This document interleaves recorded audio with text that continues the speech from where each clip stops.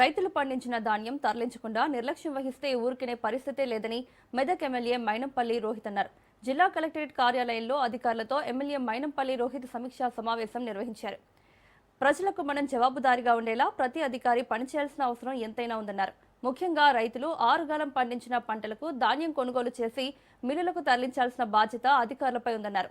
రైతులకు ఇబ్బంది లేకుండా సివిల్ సప్లై అధికారులు అందరి అధికారులతో సమయం చేసుకుని ధాన్యం తరలింపులో ఇబ్బందులు లేకుండా చూడాలని సీఎం రేవంత్ రెడ్డి సంబంధిత శాఖ మంత్రి ఆదేశించినా అధికారులు పట్టించుకోకుండా నిర్లక్ష్యంగా వ్యవహరించడం మానుకోవాలని ఆయన అధికారులకు సూచించారు.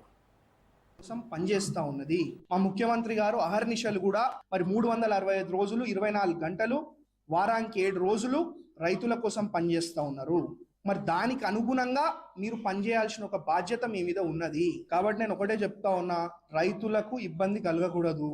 ఇబ్బంది కలిగితే మరి మీతో అయితే లేదంటే మళ్ళీ చెప్తా ఉన్నా, మీతో అయితే లేదంటే మాకు చెప్పండి, మేమే రోడ్ల మీదకి పోతాం కదా. ఎందుకు ఇట్లా చేస్తుర్రు? నేనేమంటా ఉన్నా అంటే, మరి మీరు ఇన్ని చర్యలు తీసుకుంటున్నప్పుడు రైతులు ఎందుకు ఆగ్రహంతో రోడ్ల మీదకి వస్తా ఉన్నారు? ఇది నా మొదటి ప్రశ్న. అలా రెండోది, డిఎం గారి మీద చాలా కంప్లైంట్స్ వస్తూ ఉన్నాయి. మీరు ఫోన్లు లేపుతలేరు, ఏసీ రూమ్లలో కూర్చొని పనిచేస్తాం, మాది ఇట్లనే ఉంటది అంటే అది కాదు.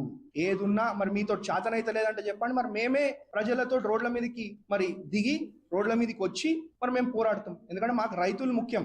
ఒక రైతు ఉంటేనే ఇవాళ అన్నదానం అయితా ఉన్నది.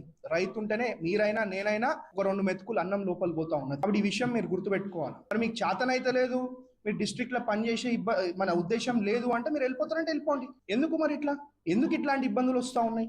రైతుల కోసం పనిచేస్తా ఉన్నది మా ముఖ్యమంత్రి గారు అహర్నిశలు కూడా మరి 365 రోజులు 24 గంటలు